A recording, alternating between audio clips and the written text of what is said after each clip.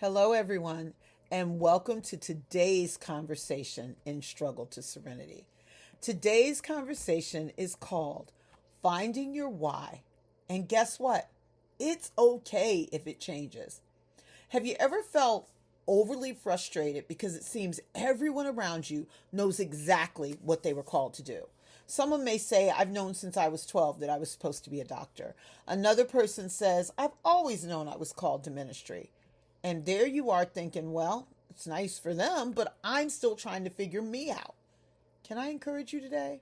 Your why doesn't have to be discovered all at once, and it certainly doesn't have to stay the same forever.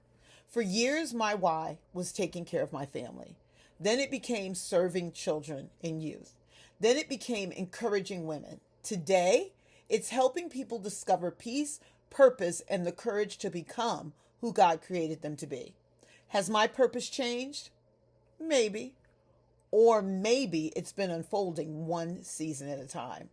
Sometimes we put so much pressure on ourselves to discover our life's purpose that we actually end up becoming paralyzed. We're so busy trying to find the perfect path that we never take that first step. Here's what I've learned. You don't always discover your why by sitting still. Sometimes you discover it by moving, by volunteering, by trying something new. Take a class or having a conversation. You say yes to an opportunity. And somewhere along the way, you discover something that makes your heart come alive. Your why is often revealed while you're walking, not while you're waiting. When I decided to start over at 60, I didn't have every answer. I didn't know where speaking would lead. I didn't know if anyone would ever even want to read a book I wrote. I didn't know if people would connect with my message. I just knew I had to start. And with every step I took, my why became clearer. Then something unexpected happened. It changed. Not because I had failed, but because I had grown.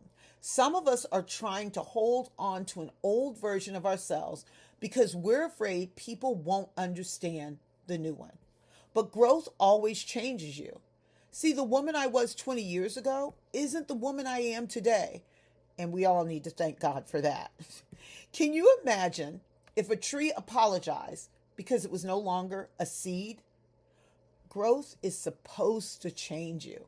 So don't feel guilty if your dreams have changed. Don't feel guilty if your passions have shifted. Don't feel guilty if what once fulfilled you no longer does. God often prepares us for the next season by giving us new desires. The important question isn't, what did I used to want?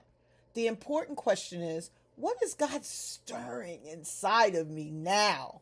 What breaks your heart? What brings you joy? What problem do you constantly find yourself wanting to solve? What conversation could you have for hours without getting tired? Pay attention to those things. They may be pointing you toward your why. Here's one more thing. Your why doesn't have to be big enough to impress other people.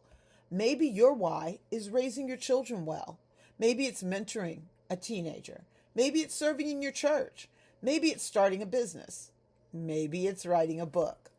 Maybe it's simply becoming the healthiest version of yourself so your family gets the best of you.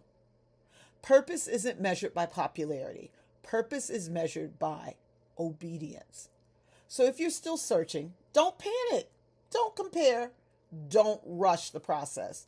Just keep growing, keep learning, keep serving. Keep saying yes to what God places in front of you. Because sometimes your why isn't something you find. Sometimes it's someone you become. Your challenge for the week. Take 15 quiet minutes with a notebook and write down 3 things. What gives me energy? What breaks my heart?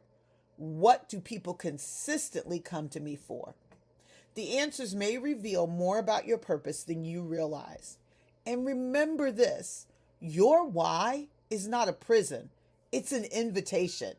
As you grow, your purpose may grow too. Don't be afraid of that, because every new season is another opportunity to discover exactly who God is calling you to become.